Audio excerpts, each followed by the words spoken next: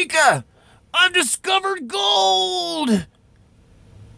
Welcome to story time with Uncle Sage, the old prospector.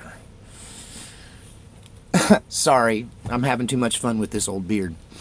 This is the story of my gold finding expedition. So, in the early 80s, gold skyrocketed, and suddenly it became profitable for people to go out and gold pan and find gold. And I had an uncle who was a get-rich-quick scammer kind of person, and he was always dragging my dad into some kind of scheme to try to make money and getting my dad to bankroll it, which usually ended up with my uncle getting all the profits and my dad getting a shaft. But my dad said it was worth it, because it was fun and it was an adventure, and we always ended up biting on a lot of times and trying to join him in his attempts to get rich. So we decided that he brought this to us and decided that it was could be profitable to go and try to discover some gold in remote areas, file a gold claim, and then sell the gold claim to mining companies for profit, also known as prospecting. So we spent an Oregon winter going over topographical maps and aerial photographs of the southern Oregon mountains until we finally decided to, we picked a canyon that seemed like it was probably, something that might have the gold we were looking for. We looked at geological surveys and we thought this was our best bet.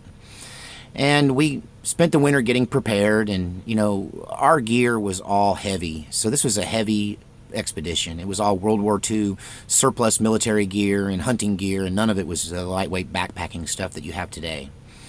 And on top of that, we were hauling in a gas-powered dredge, the gasoline to go with it, a sluice box, 2 gold pans, a shovel, 2 shovels, and a pickaxe.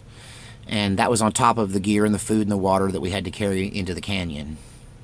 So on one warm May morning, we decided to make our trip. And the descent into this canyon, now when I say canyon, I don't mean Grand Canyon, Rock Canyon, but really where 2 tree-covered mountains meet and the crevice between them. This canyon was so remote that it did not have topographical information as to the depth of it.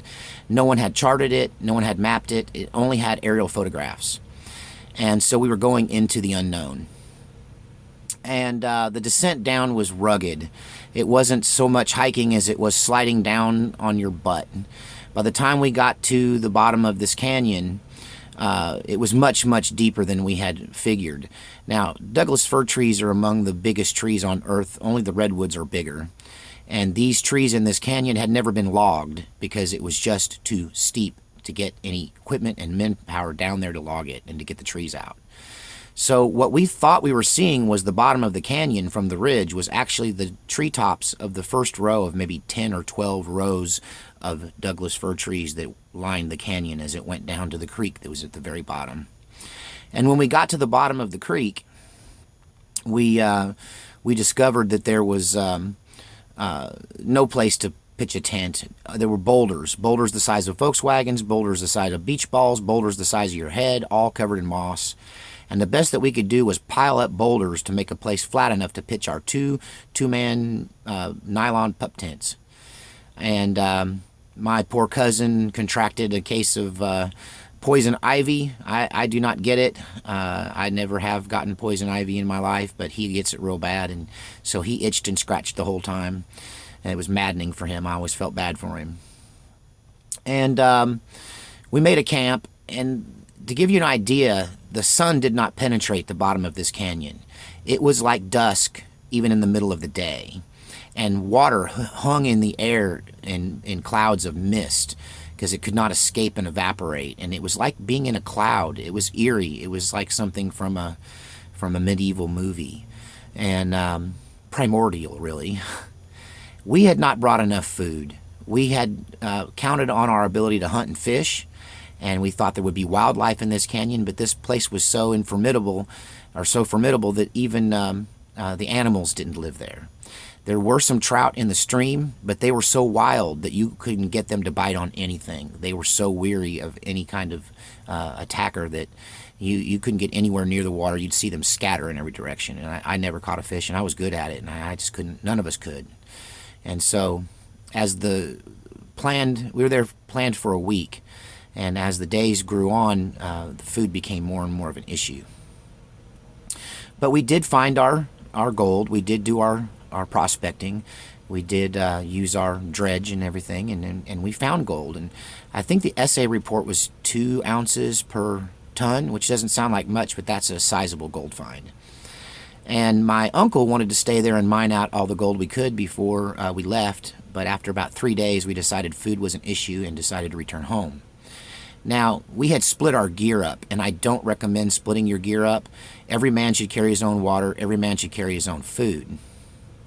But I was carrying on my back the dredge and the pans and the hose, and my cousin had the sluice box and the shovels and the picks, and the rest of the gear was split up amongst my dad and my uncle. And my uncle was the one responsible for carrying the water. He had 2 horse canteens like he put on a saddle, and I guess they were about a gallon each, enough for a quart for each of us. At any rate, water is usually not a big issue in the Oregon mountains. There's a lot of water everywhere. But as we decided to leave, we realized that the way we came in straight down was impossible to go back the way we came.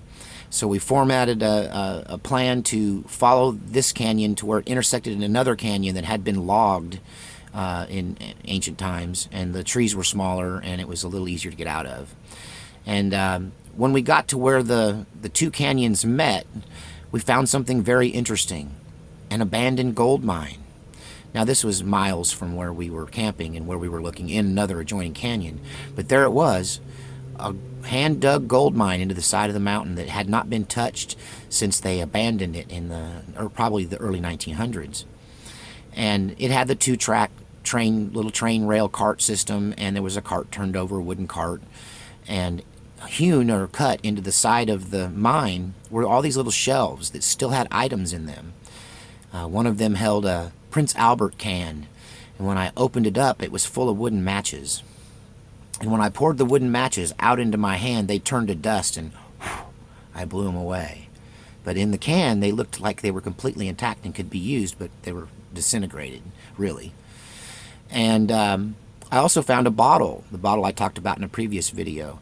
A little green glass bottle with the cork lid that had engraved in the glass, Dr. Murphy's Magic Oil, San Francisco, California, 1906. And anyway, so yeah, that's something I've had all these years, my souvenir of this trip. As we ascended out of this secondary canyon, we left the stream, and my dad told my uncle to fill the canteens. This will be our last chance for water. And I remember this was such a rugged place that there were places where we couldn't get around rock faces and had to actually throw ropes and swing around over a 100-foot drop to get, to the other side of a rock face to kind of continue scaling our way out of this canyon. And as we neared what we thought was the end, it just seemed like the end was running from us and running from us. It was just like we thought we'd be back to the car by noon, and it was already well into the afternoon when we stopped to take a break, and I asked my uncle for a drink from the canteen, and he says, he shakes it and says, well, there might be a swallow. And before I tell the rest of this story, I need to tell you more about my uncle. My uncle was a notorious gunman, and no one ever messed with my uncle, and if they did, they regretted it. And there were plenty of tales and stories about how people that crossed him disappeared and never came back. And so he was, I think, the most dangerous man next to my old man.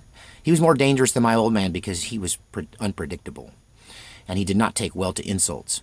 And when he said that the canteen was empty, I said, I thought you were supposed to fill it. And he said, it was heavy. I figured we were going to be back to the car by now, so I didn't bother filling it. And then I did something that I still regret to this day. I cussed at my uncle. I said, you dumb son of a bitch, you've killed us all. You see what you've done? You've killed us all. And he froze and gave me a look to this day still spooks me. He looked at me like he was going to shoot me dead. Now, we had guns. Quick rundown, he was carrying his .38 Special in a shoulder holster. I'd seen him dance cans down a dirt road with that from the hip, and I knew he was deadly with that gun. My dad had a lever action 30-30 Winchester, and he was renowned for being deadly with that gun. I had a little 22 on my hip, and my cousin had one of those nylon Remington Model 66, maybe, the nylon ones with a little white diamond in the forearm.